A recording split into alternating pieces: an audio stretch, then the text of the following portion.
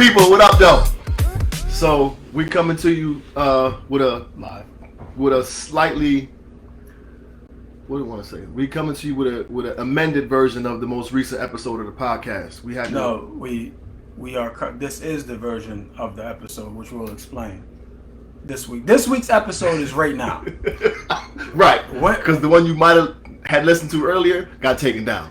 Right. So this is we had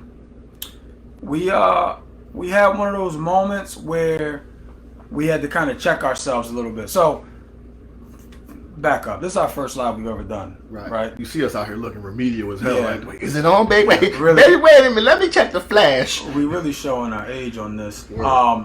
No, so guys, I know some of you have been hitting us up like, where's the video? Where's the video? Where's the podcast? I can't find it. So we decided to go live and explain. Now, like I said, the video will be going up, but if you're watching, this is the video, and it'll be loaded to all the podcast platforms immediately following the recording of this. But we decided to pull it down. So we sent the teaser clip, the 50-second clip or whatever it is. I thought I did my thing on that one though. I like that one. Yeah, you was real proud of that. So we recorded it. Full disclosure, right? We recorded it. I believe the name of the episode was Brown Paper Bag Test. What's up, Kashika? Which is basically light skin versus dark skin. Right. And we did it, right? And what we're gonna be talking about right now is why we pulled it down, the growth opportunity in that, and also allowing you guys some context, right? And more so helping you understand the dialogue behind the scenes, right? So we decided to do it live as a courtesy, if you will. Yeah, it was another word that I'm thinking of that, like, when you, good gesture, right? Because we didn't do it we did do it at midnight. It was up. I think 9 of you guys listened, and shout out to the faithful followers. Yeah. It dropped at midnight. We already had some views. That thing went up, and then people was already on it. So we appreciate that. So let me get into it, guys. So we want to go live because we pulled it down, right? And the episode, if the few of you who had a chance to listen to it, talked about colorism, right? And colorism in the black community, right? So essentially, layman's terms, light skin black people versus dark skinned black people. And in the process of doing that, we realized that I'm not black enough, I guess. Right. I couldn't really offer much from my perspective in regards to the colorism aspect because I hadn't quite experienced. So after the aftermath of the episode, we get to converse with one another, and we do a lot of self-reflection. We're very self-aware as it is, and we did a lot of self-reflection, and it was like kind of like therapy within the therapy. Like, yo, like, we didn't do this podcast justice and didn't represent everyone we wanted to. Right. So we practiced what we preached in terms of Chief's therapy, right? Like, he says he talked to his immediate. So that's what we did last night. I spoke to one of our immediates, and we don't do that, guys. Like, we don't. Wait, Kent, you watched it last night and ended up watching others in our episode, or you banged on us and went to another podcast? You see my man? Can't even see it. It says I watched it last night and ended up watching others. I mean, hopefully that's our podcast. Somebody sound like I thought that he watched it. Wait, you loaded up the YouTube too? I did. Did you take it down? I did. Okay. Oh yeah, I didn't even think about YouTube. Anyway, so in the beginning of all this, guys, we talked about the dynamic between the two of us. How I go to therapy and Chief decides not to. His therapy is through my homies, through the people I trust.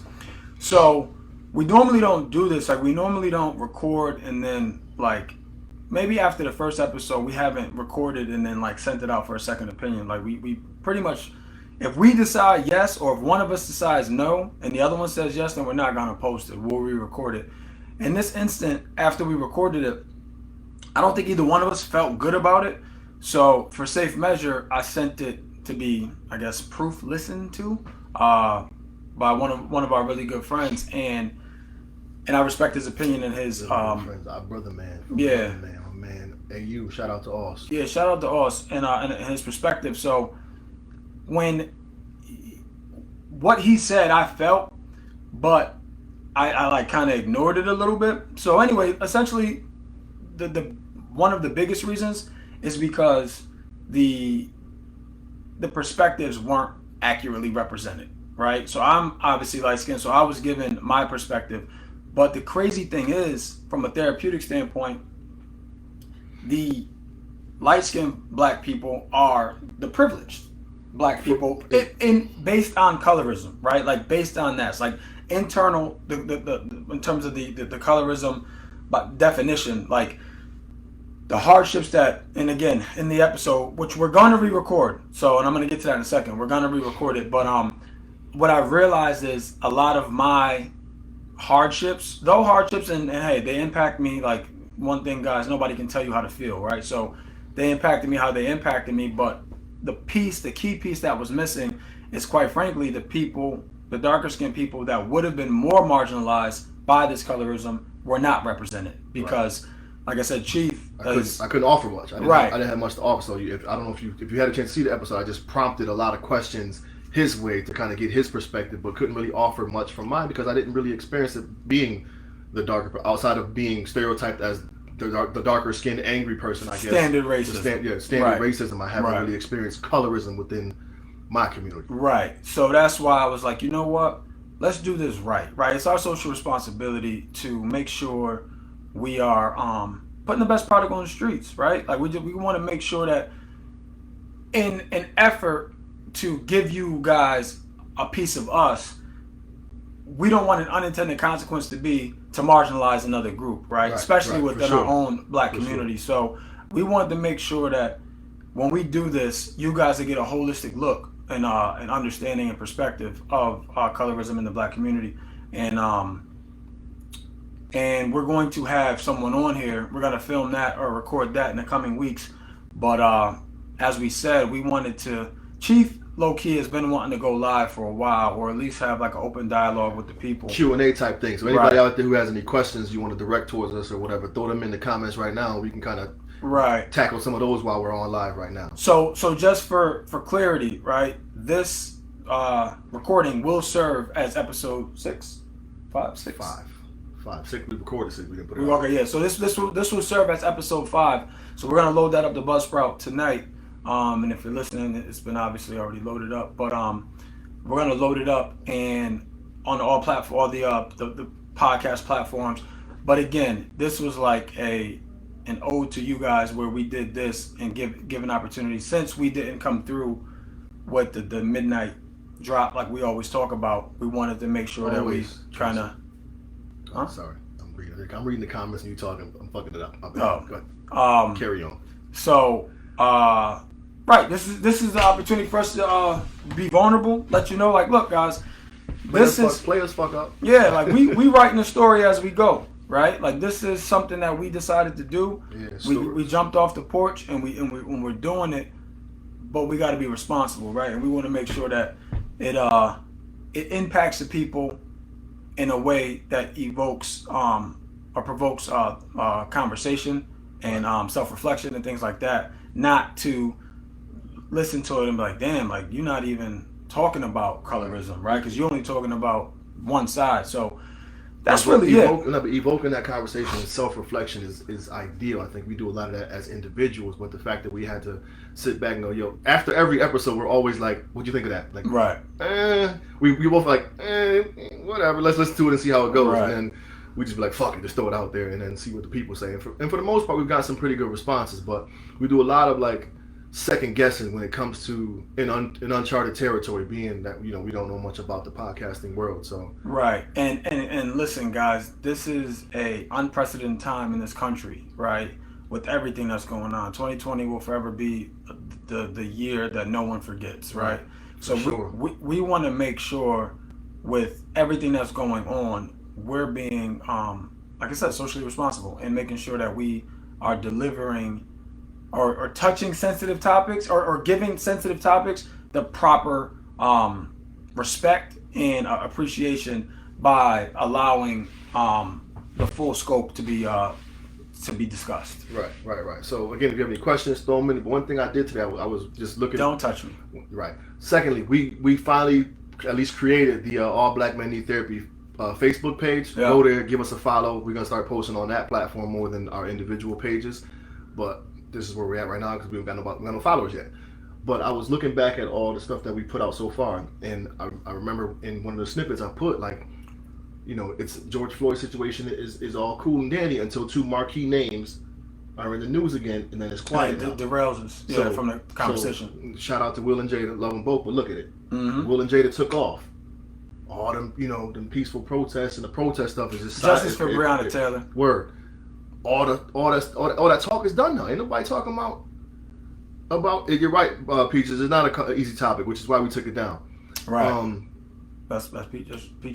No, Peaches from. That's not my mama. Oh, that's Miss Peaches, Miss Darlene Brandon. Okay. Kashika says, I have a question. How has colorism affected you in the work field? You want to touch on that now? Or you want to get back in the episode? Use that.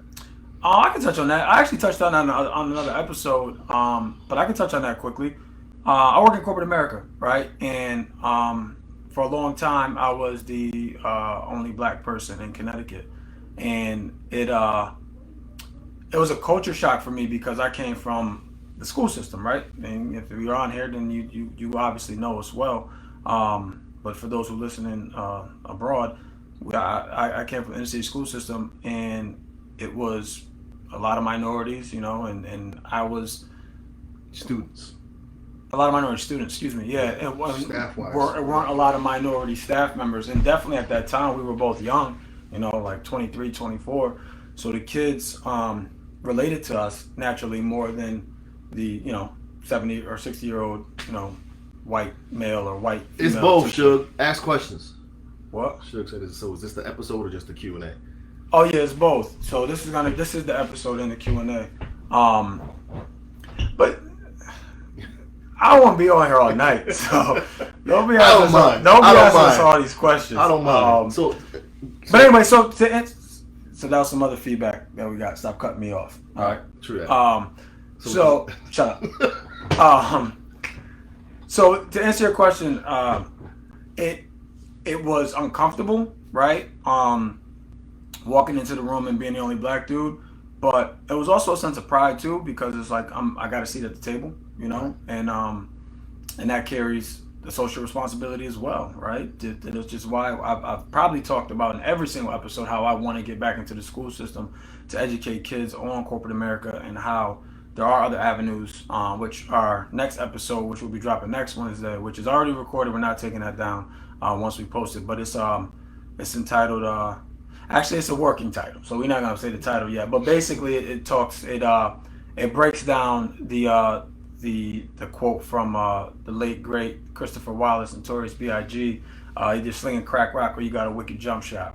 So we talk about that in there and how there's other avenues. So like I said, I didn't know about corporate America, and then when I got there, quite frankly, if I wasn't a strong-willed person, I probably wouldn't have lasted, only because the cards are stacked up against me optically, right? So, but the thing about corporate America, if you can perform, you're gonna stay. If you can perform, you're gonna there's no denying performance. So and my homie's killing them. So that's why it worked out, and now again, my social responsibility to my company now is to get inroads with these inner city schools, these inner city kids, to help them understand that, hey, because if we're not talking about it at an early age, it's not going to be an option for them. So right. Like the sooner we get to talking to kids about other options outside of, professional sports, or like for me specifically, when I realized that I wasn't, before I realized that I could play football in college, I was like, well, I'll just be a social worker or probation officer or work in the school system, because those were the prominent positions that I've seen around me. And it was by chance that I happened to stumble across corporate America, and it's been good to me. So that's how it impacted me initially. But now, like I said, I'm able to take my, for lack of a better term, blackness and catapult that into helping others with their train of thought and providing different perspective that a lot of my white peers may not have. And also, again, my responsibility to that company is to help black boys like me open up doors, for them in the future. So for me, I don't think there was the color as impacted, but I think I fell subconsciously into the stereotypical norm of what the dean of students at a school would look like, an inner city school. You know what I'm saying? Like you get somebody who looks like them. So when you think of black men in education, no disrespect to the physical education teachers, but they're dean of students are behavioral assistance and management and whatnot. And I love my job. I think I'm very good and effective at my job. But when you look at it from the outside, it's like, you know, you got the black guy, you hired the black guy to handle the black kids. You know what I'm saying? Who the black guy to handle the behavior problems. But again, for me, I don't think the colorism outside of it looking how it looks stereotypically. I love what I do, and I don't think it's impacted me in a way. But that's just where I'm the black guy in the school who deals with the kids, and I think I have an astounding rapport with my guys. Like my students love me. I pour into them as much as I can, and you know, I'm happy to be the black guy in the building. And the crazy part is, shout out to the deans, all of us are minority. Yeah, but that's also good too, though, because they can walk up to you and touch you. You know what I'm saying? So it's tangible. Don't touch me. You're right. No disrespect. The kids, it shows them like, hey, well, what career opportunities are there? Well, I can be like Mr. Peterson. You know what I'm saying? Because they can walk up to you, you're a living, breathing human in that building, and prick your brain if they so choose. You know what I'm saying? Right. So, but the advice that I would give them, I would obviously encourage them to. I think education is dope, just given the benefit that it has in terms of summers off and, you know, random days or whatever. But corporate America, that life is what I would try to not necessarily point them to, but help expand their thoughts, because they only aspire to be what they see, what's tangible. And that's an uphill battle, because if there's nobody for them to latch on to, right, it's by default, right? It's when there's a lack of, I don't want to say resources, but a lack of, well, in this case, a lack of resources, educating them on what? So let me cut you off. You cut yourself off. Go ahead. Lack of resources, educating them on other opportunities. What you laughing at? What's the question? EP. Shout out to EP. Shout out to you fellas. Both y'all blessed me with jobs at one point in my life. Word. Shout out to EP. Shout out to EP. Armando asked, having a kid young, how were you motivated in college? How motivated were you in college? See. We get too deep. Save that for another episode. I don't know why when you read that I got emotional. Because you love your children. I mean, I know, but how did colorism become a topic of choice for the show? So you want to touch on Armando's thing real quick? Or you want to save that for a whole Armando, I'm gonna catch you on the rebound. Shout out to Coach Armando doing his thing out there with the boys today. I don't know why that triggered me, and I'm not damn sure not about to cry on live. Like, Suge, you see that? Suge is watching. That's not about to happen. You see, your dad got emotional when we started thinking of you. So, how did colorism become a topic of choice for your show? Because I experienced like the privileged side, right? Which is being light skinned and the, I don't want to say privileged, because it took an emotional toll, but it's something that, and a couple of reasons why I want to do it. One, it's an experience, right? So these are things that, remember, the premise of our show is to unpack some of the things that we may not recognize as potential traumas. And that was something that I had to deal with growing up. And it wasn't necessarily like, I wouldn't say that like it impacted me negatively, but it taught me a lot of things. So I was like, okay, I can't be the only one who feels like this, so let's discuss it. And then the other part was, I wanted to help people understand that, and I'll tell a story, but I wanted to help people understand some of the dynamics that go on internally in Black culture, right? Because I was talking to my wife earlier, and she was mentioning that she's Puerto Rican, and in her culture, like, you know, in her culture, they have things too that creates divide. And we talked about that on the episode that we actually recorded, how there's divide in a lot of cultures. So I wanted to just touch on that, or we wanted to touch on that from our perspective. So that's kind of how it came up. But like I said, with everything going on, I feel like my perspective wasn't enough. So the next time we actually do it, we're going to have an additional guest on who I haven't spoken to about it yet. Hopefully they accept, and I think it'll provide great perspective. One of the questions asked was, what percentage of Black families don't have their fathers around? If you go back to the fatherhood episode, we list the stats in there. I can't remember off the top of my head. It's 33% of Black males will be incarcerated. That's incarcerated. Yeah. You did run up the stats. The stats are in the fatherhood episode. I believe it was podcast 3.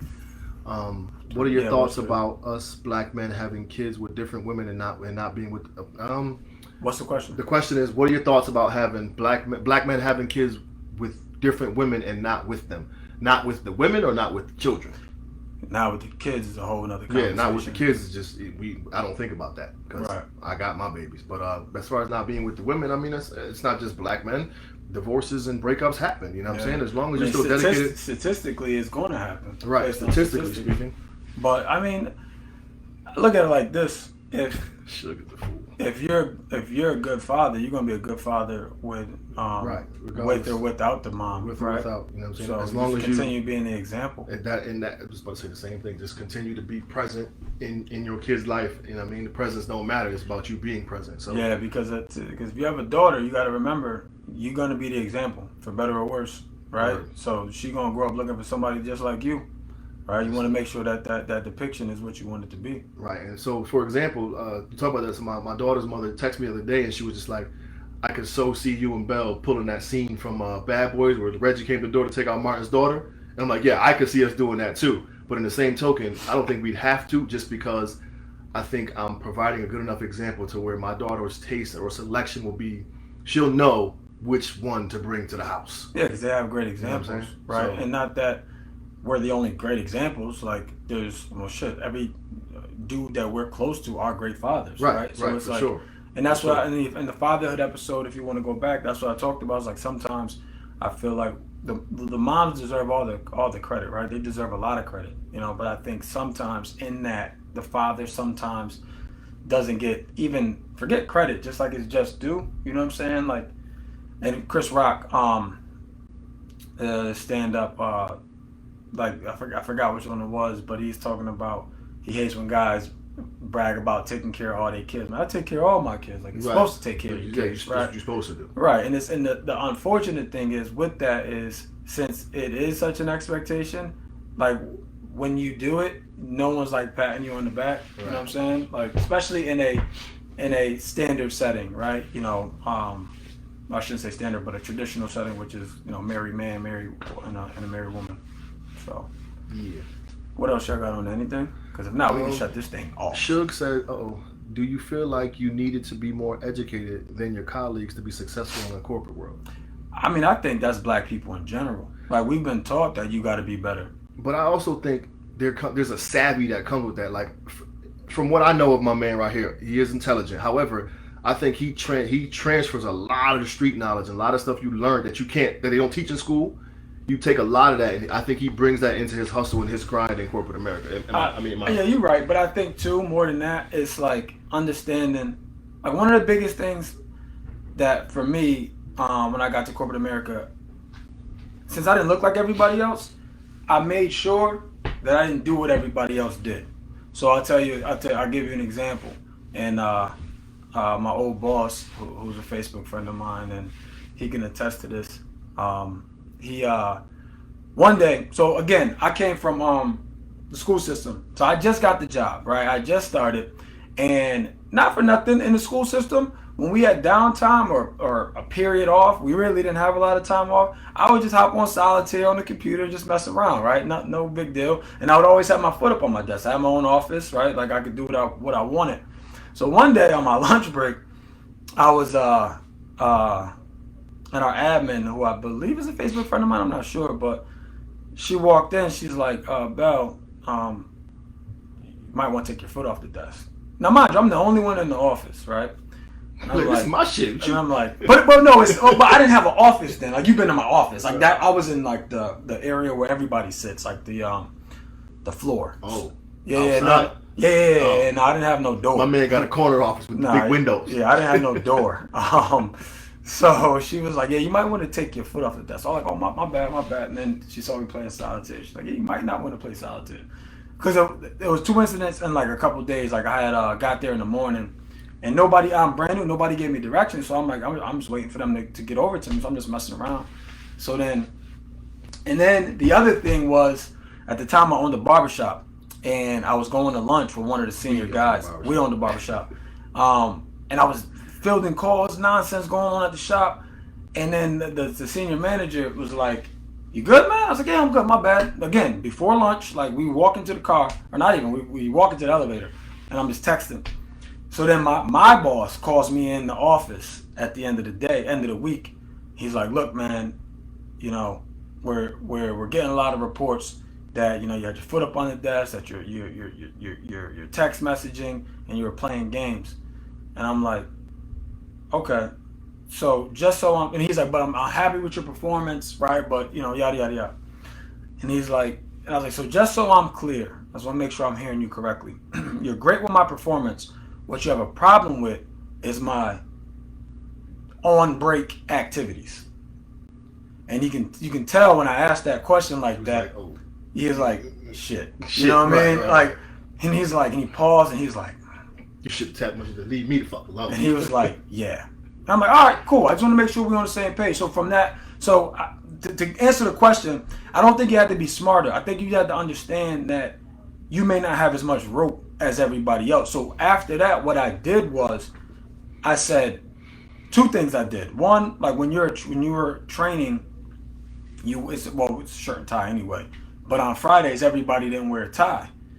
I wore a tie the whole period for the first 4 months of my career, because every day, because I'm like, I'm not giving anybody a reason to say I'm not doing something. Another thing I didn't do is when like people would like, it's very social, right? So like when it's open, so everybody would talk, get up, go to one person's desk. I didn't get up from my desk. I just did what I needed to do. I was like, I said, because I can be up and working. I said, but somebody could perceive that as me not working, right? And I was like, as the only black dude, I said, I'm not about to do that. So I'm not about to give anybody a reason to say that I'm not doing what I'm supposed to do. So I don't think you have to be more educated. I think it's understanding it's like anything else, like Chief said, it's understanding what it takes to survive, right? What it takes to get to the next level, and being willing to make those sacrifices. So that's all. Like corporate America, it is not, you know, an exclusive club.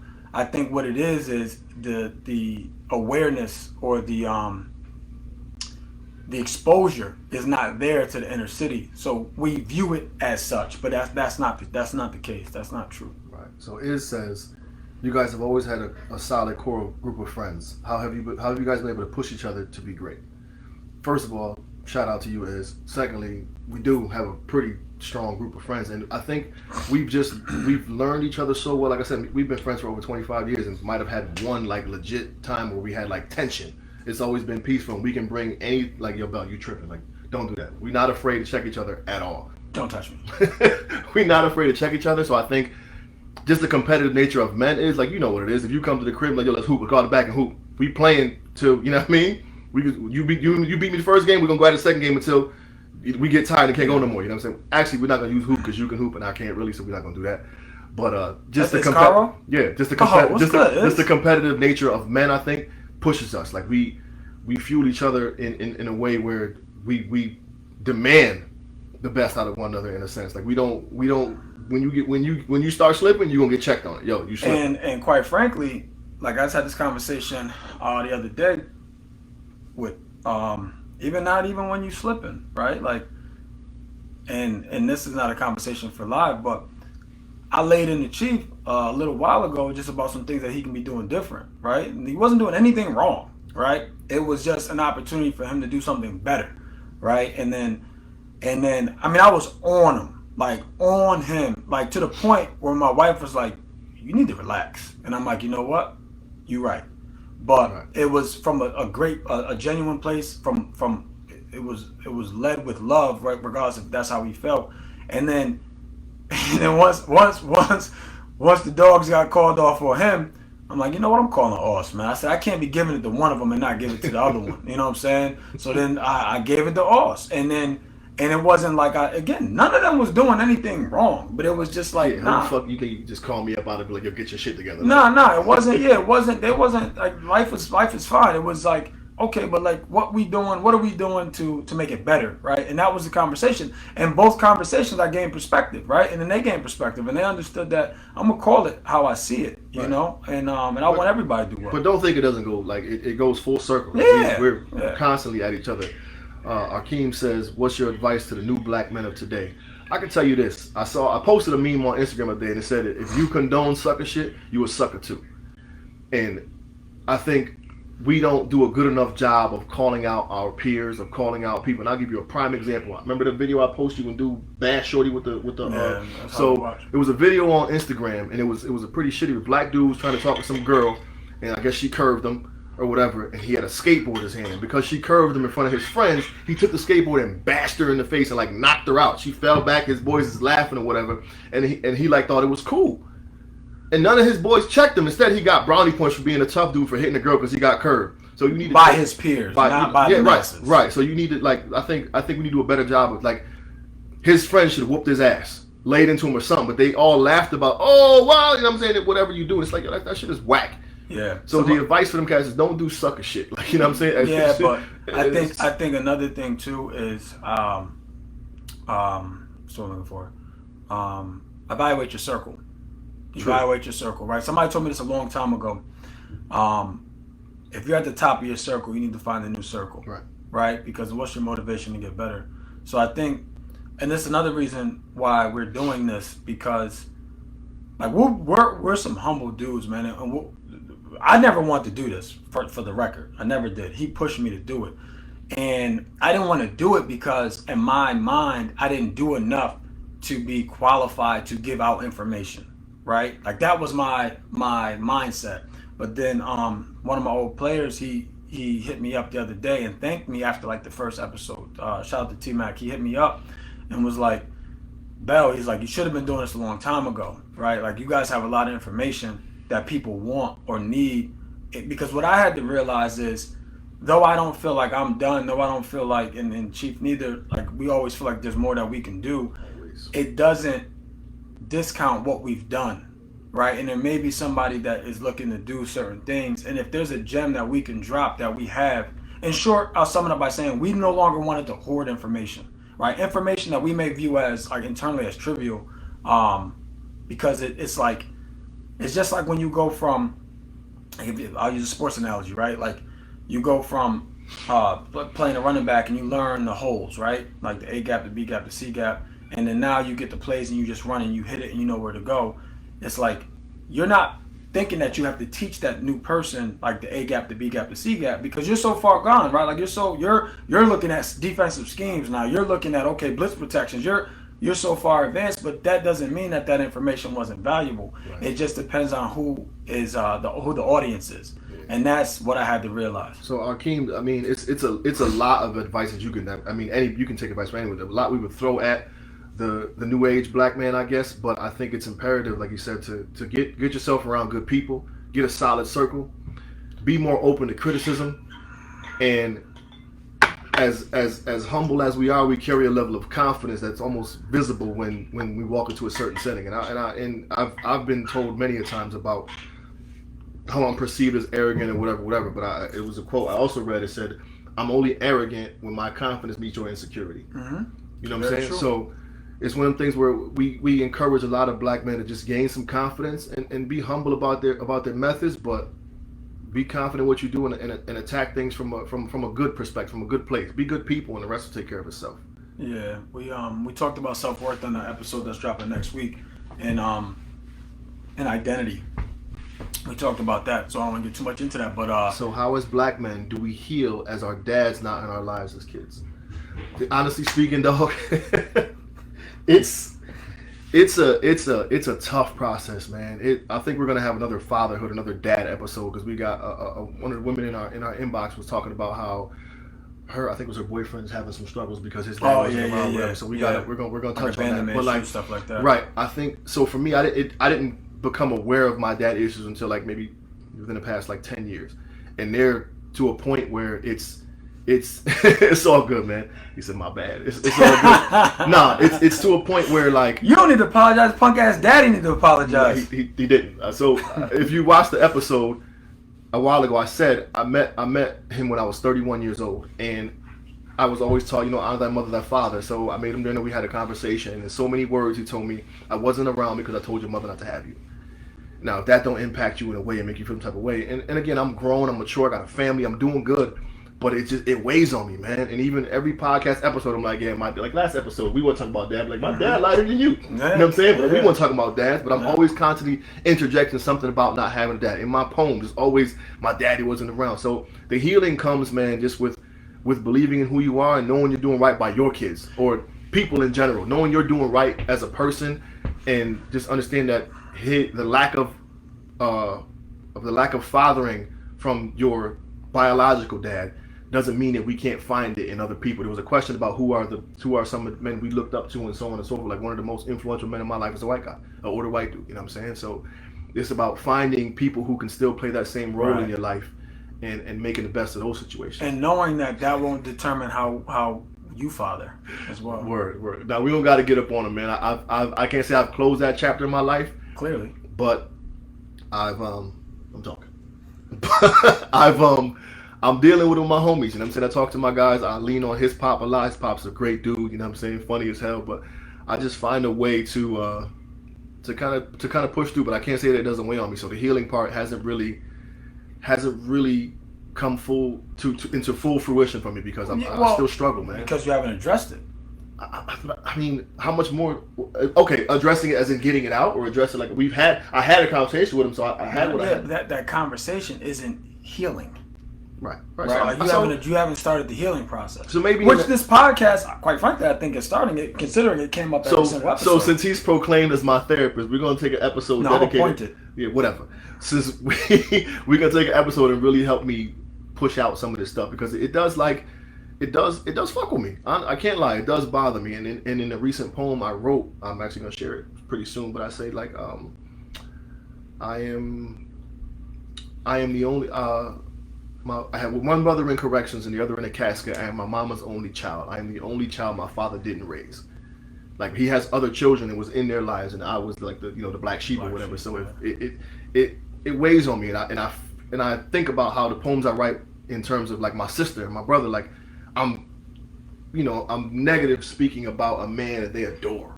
You know what I'm saying? And it's like, and we have a good relationship, my sister and my brother, but it's like I feel bad at times. But you shouldn't feel bad because that's how you feel. Right. It is what it is. Nobody can tell you how to feel. Not to say that they're doing that. But so you my brother. Right. How do you feel when I say, man, fuck your pop?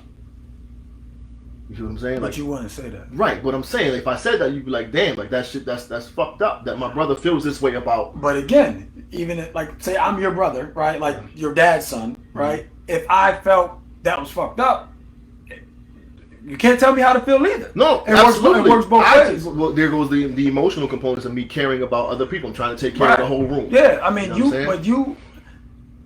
if you don't have those conversations, you don't address it. Right? So the healing process never starts.